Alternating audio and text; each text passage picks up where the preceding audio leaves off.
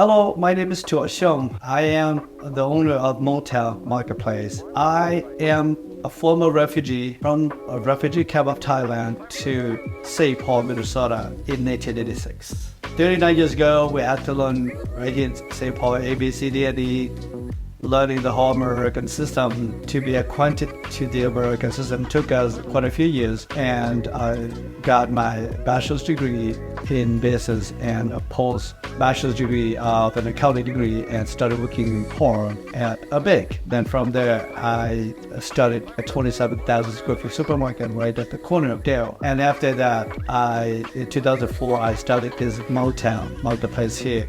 So the HmongTown Marketplace today is having its 20th years. My dream is to create HmongTown Marketplace so that those people who are not fortunate to be educated can use their own languages or business capacity so that they can make a living, a good living, so they can sustain their family, at the same time able to send their children to colleges and universities. That was the dream. The whole spectrum of Hmong community, whether it is about education, whether it is about business, economics, whether it is about politics, the whole nine yards. Hmong people have a place to go to.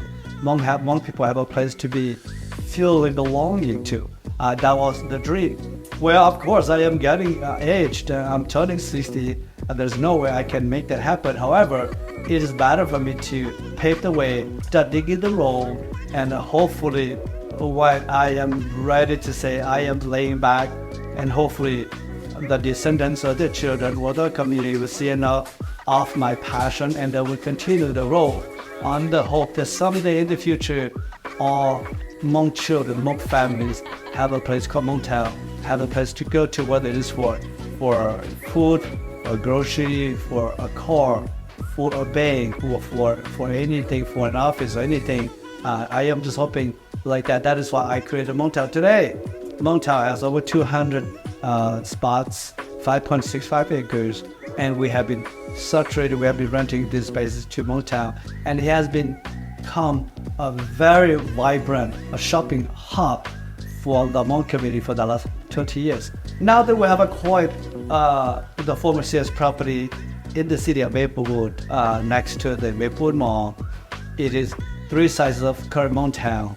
Here, meaning the land is 14 acres, and the building is 181,000 square feet, so it's a larger size. So now we're planning, and the plan is to duplicate HmongTown number 1 here to HmongTown number 2, but then the kind of vendors there might be slightly different from the HmongTown number 1 vendors. At the same time, we're also incorporating programs such as an adult daycare center, an herbal spa, kids play, cornhole, pickleballs, wholesale food, and maybe large food court, major food court in that location. So we are very excited that we will be having a big project and a lot of programs, some exciting programs that once in a lifetime our community, now we're expected to have that, but then we will be having it on the first time in our history, or 46 some years after we came to America. I would like to take this short opportunity to explain the embroidery on the colorful Hmong cloth behind me here. That cloth is a story cloth of the whole Hmong community. It is completed by a hand stitch. So some time ago, back in a refugee camp, maybe 30 some years ago, 42 some years ago, some ladies in the refugee camp told the whole story to the children. The children draw it to pictures and give it back to the mother, and the mother stitches into that cloth. But how it starts is if it starts on the upper left corner, and it ends, and it goes around and it ends in the lower left hand corner. That whole story cloth tells the whole complete story. It needs to be another whole cloth like that that tells from after they arrive in America, from that time until today, which is 39, 40 some years ago.